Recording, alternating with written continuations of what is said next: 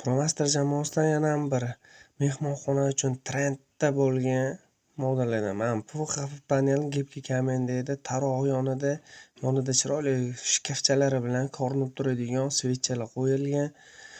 Tegalar bilan kraska qilingan mehmonxonamiz va sekretniy rozetkalarimiz, USB kabelimiz. Baho berasizlar va profilga kirib qolgan videolarni ko'rasizlar degan umiddaman. ProMaster